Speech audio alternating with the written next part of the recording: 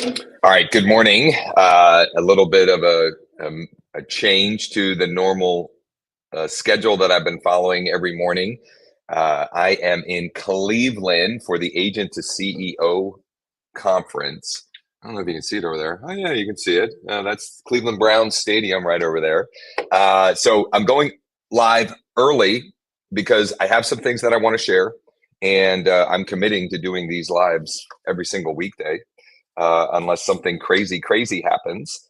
The updates that I have are around primarily the leads that I was able to generate for free yesterday from what I did, the work I did on the call here. I also, if you remember, I I found a couple of on-market properties that I reached out to the agents. I did end up talking with one of the agents later in the day, and he actually has 3 potential deals that a couple of investor clients I have may be interested in.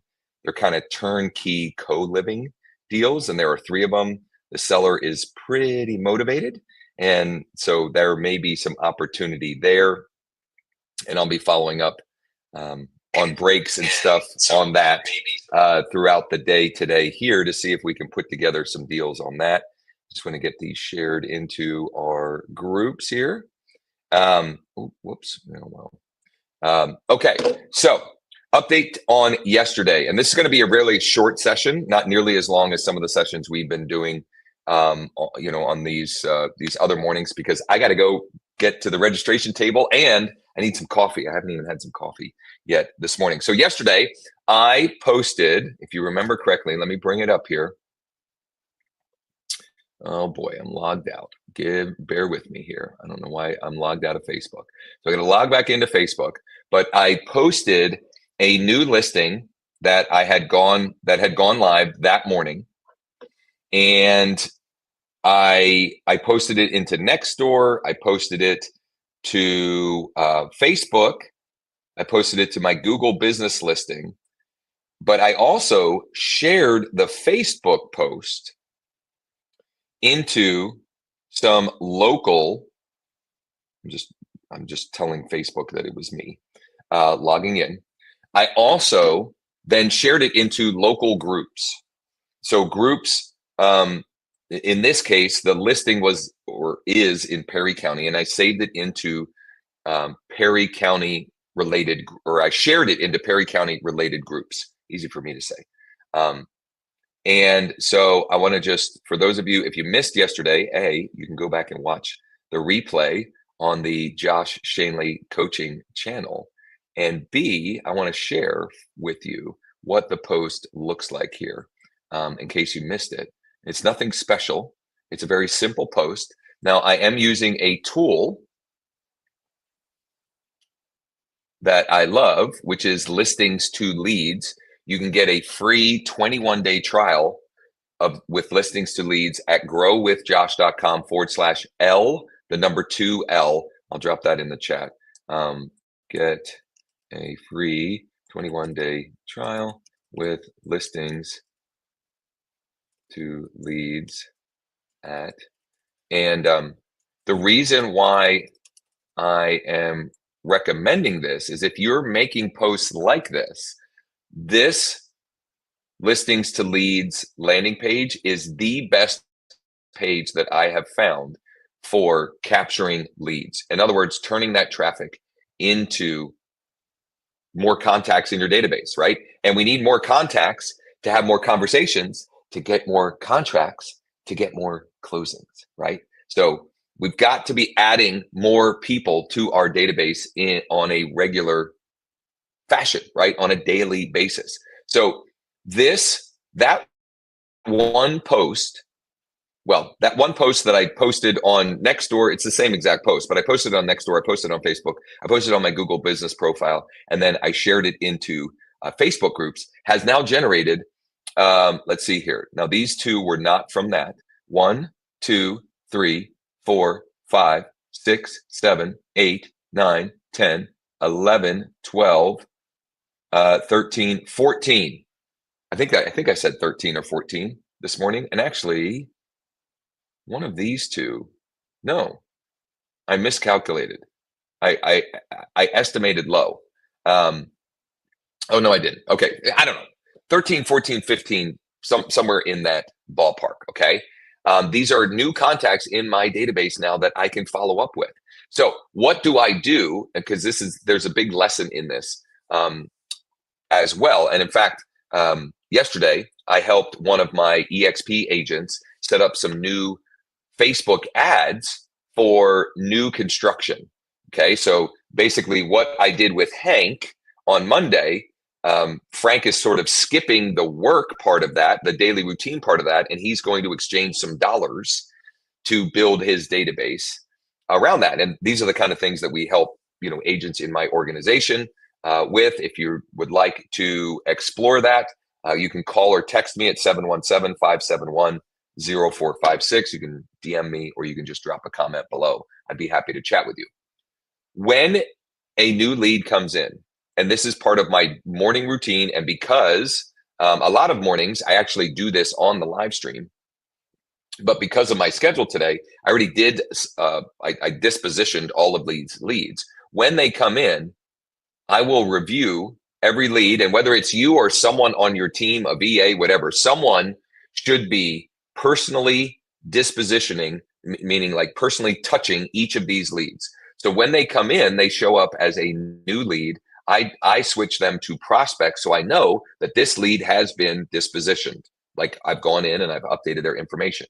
And notice I have phone number, I have email, and I have their current property address. And oh, by the way, this was a lead.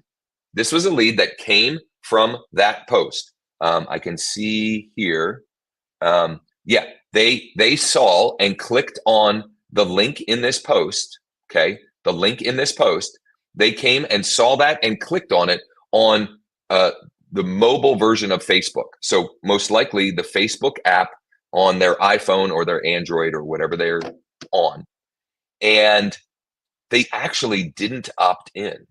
How I captured this lead is using a website lead capture tool that's part of the my iList Enterprise platform.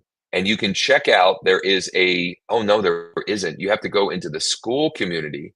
You have to go into the free Skool community, leads, listings, leverage, go to Classroom, go to replays, and go to the July 30th session. And Joe will walk you through how you can capture 3, 4, 5x more leads with a script that you install on your various websites that you may be using to grow your business. So this lead visited that page, but they didn't opt in, but we were able to still capture them as a lead, including their address, which I verified that is their address. This person owns this property, and this is their phone number and their email. So I've got more people that I can be generating conversation opportunities with and from. And the more of those you have, the more contracts you'll be writing and the more closings to come as well for you. So a couple other things that I want to share that I have on my list today before I go and head to register and get some coffee and check in for the Agent to CEO conference, which, by the way, if you're in Cleveland, hit me up. I would love to get together, whether you're at the conference or you're just, you're in the Cleveland area. I would love to get together. I'll be here today and tomorrow. I'm not sure exactly when I'm leaving tomorrow, but I drove, so I've got some flexibility there. So that was the update on the leads. Tomorrow, I have another listing going live, and I'll do that same exact process. Here's also the wild thing about that number of leads that came in yesterday. Tuesday is not the ideal day to be doing that. Now, I mean, any day is better than no day, but what I mean by that is I've seen pretty consistently that when you do that process that I did yesterday, you take and post the new listing on Nextdoor, you post it on your Facebook page and share into groups, and you post it on your Google business profile. The best day as far as volume of traffic and leads typically is Thursday. Okay, typically is Thursday. The middle of the week gets the most. Okay, so Tuesday's not a terrible day, but Thursday is the best. The weekend it slows down. Monday is not an ideal day for that, but for whatever that's worth. I didn't even intend to share this, but I'll share this. The appointment that I had yesterday. For those of you that were on yesterday, I mentioned I was heading out to an appointment after the session. I actually shot this Loom about that appointment. And one of the things that I have to do a better job of is I have to be documenting more what I'm doing on appointments, whether I'm about to head into an appointment or after the appointment, and using that as content to demonstrate to the world that I'm doing the business. So that is a less than 60-second video I shot in my car when I got back to back at my home office, just saying what happened. Hey, I'm just coming back from an appointment, and basically telling the seller's story and essentially fishing for off-market offers who might be interested in the property. And I need to start doing that more often on all types of appointments, just documenting through stories on Instagram and Facebook and with Reels, etc. It's just, it's just creating that routine and that habit of doing that work. Okay. Couple of other updates. So an update on that appointment. It was a great appointment. I feel like I built a lot of rapport with the sellers. It's going to be tricky because they want essentially retail price, but they want to sell it as is with a lot of stuff in it. So I'm up for the challenge, but it will be a little tricky, and it'll take a buyer to see past the stuff and to the cool historic nature and all of the things that it has going for it. I wanted to share a story as well as a good reminder to all of you that you just never know. You just never know where a phone call may go. So I missed a call yesterday while I was getting a haircut. Okay, got a fresh cut for the conference and for the weekend because my Pam and I are headed to University of Illinois Chicago. So I'm driving back tomorrow, and then Friday we fly to University of to Chicago to watch Caden, my oldest, play baseball at UIC on Saturday. Anyway, while I was in my haircut, I got a missed call. Okay, I got a missed call, and that missed call said scam likely, or whatever it was. But you know what? The business we're in, we can't assume anything. As annoying as all the spam and scam calls are, we can't assume that that's correct. And so what I did was I called the lead back. The person's name is Robert Evans. He was calling on a listing of mine. The listing, it went pending last week. It was a weird situation. I'm not even going to share it on this live. If you want the story, hit me up. You can shoot me a text or a DM, and I can tell you the story. It was a very odd situation. We were under contract for less than 10 hours, let's say, or 12 hours, something like that. So he was calling. He was curious what happened there because he saw that it went pending and came back on the market, and he was interested or is interested in buying it for his son. And all I did on that call was just act curious, communicate transparently and openly, and ask good questions. I didn't talk much. Here's what came out of that. They're going to look at the property and likely make an offer on the property for their son.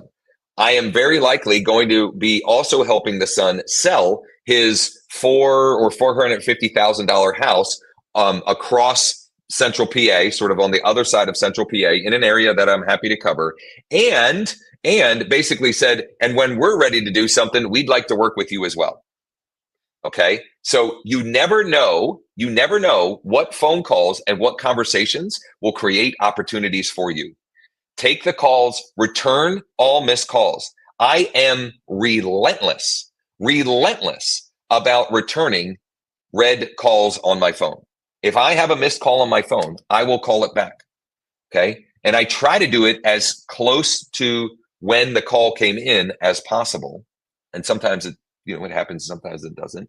And a lot of the time, it is the stupid, either the call goes nowhere, which means it was a spam call, or, you hear the whatever hold music and then they connect you to someone, who's trying to sell you this, that, or the other thing. But I've had it often enough where it's actually people who actually are looking for information. They're looking for help. They want information about a listing you may have, or they saw something about something special you're offering or whatever. Here's the thing I would kind of wrap this all up with. It really is not hard to win in this business. It really isn't hard to win, because fewer and fewer people are trying to win, whether it's real estate agents or whatever. It's a sad truth and a sad reality that fewer and fewer people are trying to win. And I mean really trying to win. And I can tell you right now, I am really trying to win, really trying to win. And so that's what it takes. It takes what it takes. You got to call your missed calls back. You got to answer your phone. And as annoying as it may be when it's a spam call and they're trying to sell you new health insurance or whatever, if you have the time, you can have fun with it and work on your communication skills. Or B, just say no thanks, hang up, and just know that if you answer enough times and you're in the business and you've got listings or you've got activity going, every once in a while, and more often than not, maybe not more often than not with the spam calls, but you will be handsomely rewarded. That one conversation, because I took the time to call them back, and I had I'm going to look here how long this conversation was. Okay, because this could be very instructive. How long was this conversation? Where is